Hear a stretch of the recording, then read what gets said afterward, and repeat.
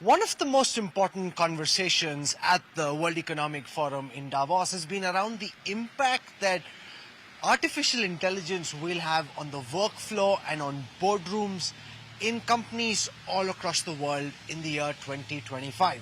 To talk about the trends being witnessed globally and the implications for Indian companies, I'm joined at the promenade at the World Economic Forum in Davos by Nitin Mittal. He's a principal at Deloitte, consulting expert on generative artificial intelligence, and really studies the trends being seen in AI and its application in companies across the world. So Nitin, welcome and thank you for taking our time. Thank you, Rahul.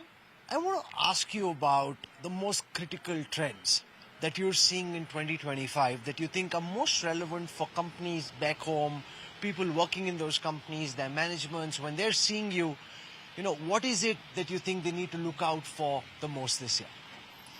I would call out three specific trends: sovereign AI, agentic AI, and edge AI. To put it very simply, sovereign AI is the trend where countries and regions are actually investing in building the necessary and critical infrastructure. Agentic AI can perhaps best be explained by the notion that we are seeing the pivot in generative AI going from telling something to doing something. Now, actions can be undertaken through agentic AI. And edge AI is where all the prowess and the promise of generative AI is going beyond the cloud into the physical world like a factory floor. And those are the three trends that are playing out globally and will also have a bearing in the Indian context for Indian companies, as well as how perhaps the Indian government would be progressing further. So let's take these one by one, right? When it comes to sovereign AI, I think a lot of Indian companies seem to be focusing on the use cases of artificial intelligence rather than the initial debate which seemed to hover around them trying to build their own large language models. Now they're saying, okay, so these models are likely to be commoditized. Let's focus on application. Do you think that's the right approach for a country like India at a national level? Or do you think that some of these companies are missing tricks and should actually be taking sovereign deeper in the way that, say, China has or America organically has and trying to build them sovereign AI? From a sovereign AI perspective, there's probably three things that would be critical. One is the infrastructure that is required. Second is a country would probably need some degree of, let's say, kind of own proprietary LLMs that are more attuned to the culture, heritage, language, and essentially the aspects of that specific region. Because LLMs, in a sense, will preserve the cultural heritage of that country. If the only LLMs that you end up using are in the English language, you may or may not necessarily end up either representing or even preserving your cultural heritage. And in a country like India, which is extremely diverse with a multitude of languages, that is absolutely important. That is why my view is in India, we do have to go deeper in terms of the sovereignty of the actual LLMs, the models, and the technology that is requisite. So that's the second aspect. The third, absolutely the application. The application of these LLMs, the application of generative AI, the return on investment that you actually get, as well as how those use cases are going to manifest themselves either in terms of employee productivity or in terms of business process efficiency or in terms of competitiveness as it relates to Indian organizations. Let's come to the second aspect that you mentioned, which is agentic AI, which is from just answering queries to actually doing things. What do you think are the most important trends and developments that we're likely to see in agentic AI this year and the impact that they could have on Indian companies? Yeah. What is happening with respect to agentic AI right now? The focus is task automation, wherein certain discrete tasks can absolutely be autonomously executed. What we are likely to see over the next 12 months is that more and more of these agents that autonomously execute tasks are going to be stitched together or orchestrated so that you end up with what is called multi-agentic systems. And those multi-agentic systems are going to start automating jobs, not just tasks. And therein lies both the beauty and the challenge. The beauty essentially is the massive augmentation of what we do, and essentially the efficiency that you could derive from it.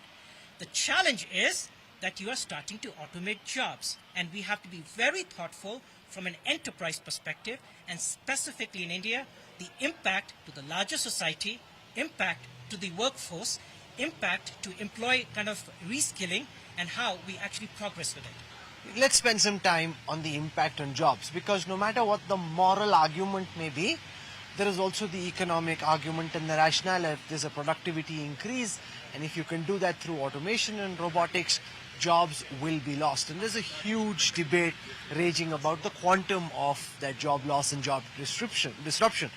So what are your current estimates in terms of the impact that all these trends that you're talking about in the world of AI are likely to have on jobs this year in a country like India? It is likely, in the short term, there would be impact in jobs, and it could result in essentially redundancies, for sure. But every technological revolution from the days of the Industrial Revolution have kind of shown us that more technological progress leads to increase in economic productivity, increase in workforce productivity, and also kind of how we proceed and how we progress as society, which creates more jobs than the short-term impact. So the mid and long-term prognosis will definitely be that it'll create and unleash a lot many more jobs and economic opportunities for people than what actually the losses could be in a short-term sense. In the long term, everyone's dead, Nitin. So let's focus on the short term. And you spoke of redundancies, and as a percentage, what kind of redundancies are you anticipating? Let's take one area rather than kind of generalizing it. Let's take customer service. It is absolutely expected that when it comes to agentic AI, we are going to see impact on jobs in customer service. Example, call center. We can all attribute a percentage to it. Whether it's 20% or 30%, we can attribute a percentage to it, but we will see that type of an impact. The question is... But why just 20, 30? It could be much more. If your queries can be answered by machines, then I don't need some person in Bengaluru or Aurangabad or where have you answering these questions on the phone in an accent I don't particularly follow. The machine can answer the question. The machine as yet cannot create an experience. The machine as yet cannot necessarily empathize. The machine as yet cannot carry on the conversation in a manner that is contextual. That will take time. That's why we cannot necessarily say that in a short term, in 12 months or so, that you're going to see a quantum kind of impact on the actual jobs, and it would perhaps be at a significant level, because there's the contextualization, there's the experiential aspect that these agents, LLMs and machines are not necessarily as yet ready. The concern I have as I speak to different kinds of experts at the World Economic Forum is about whether corporates and companies and consultancies are underplaying the prospects of job loss to ensure that there is no fear or paranoia or backlash. The problem with that is that then you're not telling people what to brace for. Isn't it much better to have open and frank conversations so people know what to expect and can upskill and prepare, rather than being hit by the iceberg when the Titanic hits it? So I think here's what I would say.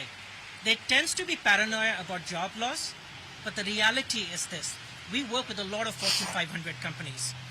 If the focus is what would be the impact on how job is currently being performed in a very traditional manner, then yes, that paranoia will come to fruition.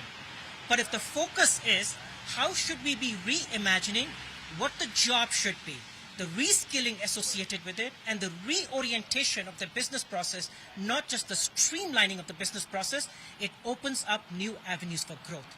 And I can say this very confidently because we work with, frankly, thousands of customers and clients around the world. When we focus on reimagination, as opposed to just playing to the paranoia of job losses, it tends to be a lot more fruitful. And what you need to be prepared for is how are you going to compete in the age of AI by reimagining processes, reimagining jobs, reimagining functions, as opposed to what will happen to me. So spend some time talking to those watching about how they should equip themselves mid-career, starting out, or C-suite, to deal with the changes that are coming, because unlike you, most aren't experts on artificial intelligence. They do their own job, and now There are factors way beyond their control, technologies they don't fully comprehend, which are impacting their lives in a very real way, disrupting their work, if not completely leaving them redundant. I'll take our example within my own company, Deloitte, in terms of how we think of it, because it's relevant to any enterprise. And we've got a large workforce in India, so it's kind of very relevant to organizations in India as well. There's two things I would kind of highlight. Today, we look for answers in the context of the job that we perform. Tomorrow, what we need to be prepared for is asking the right questions. The shift has to take place in terms of seeking an answer to perform a job, to actually thinking critically of the right questions so that the job could be performed through a combination of humans and machines. That's one shift. Second, that we are preparing for is an actual cultural shift. And the cultural shift is, today we have one workforce. It's a carbon-based workforce, aka us. Tomorrow, we're going to have both a carbon and a non-carbon based workforce, where we are going to have intelligent machines who are going to be our digital co-workers. So we have to adapt our thinking, our ways of doing work, and how we are going to provide, in our case, client service to Fortune 500 companies and beyond through a combination of both a human and a digital workforce.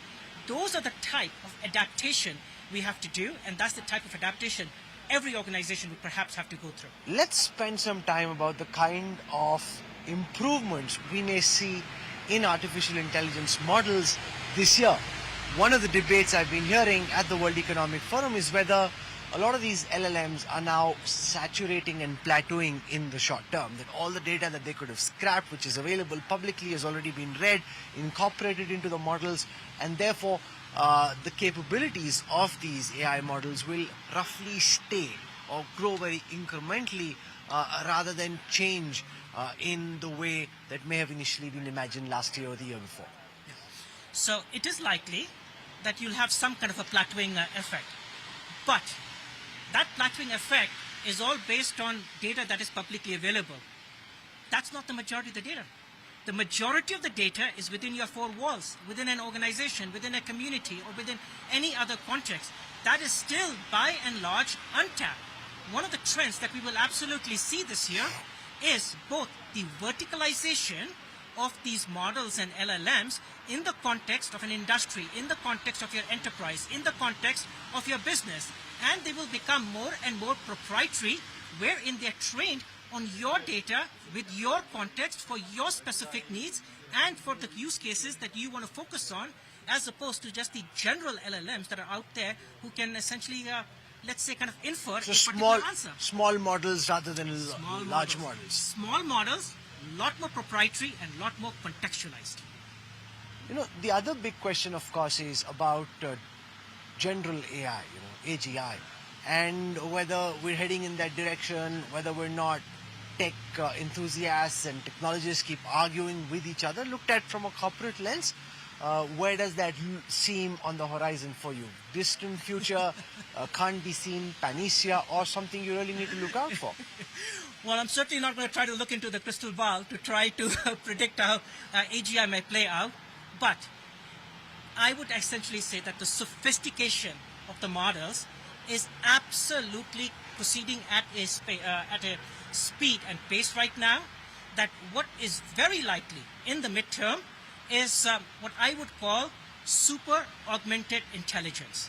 It may not necessarily just be artificial general intelligence that is absolutely ubiquitous, but we will have the means wherein our own experience, our own level of intelligence, and our own intuition is going to be augmented to a greater degree to create that synergy and super intelligence, wherein a combination of intelligent machines and sophisticated algorithms with humans will perhaps lead to better answers, better ways of solving problems, and better experiences. This has been a fascinating conversation. Nitin, for taking out time, joining us here at the World Economic Forum in Davos. Thank you so much. Have a safe journey back. Thank you very much. Thank you. Okay.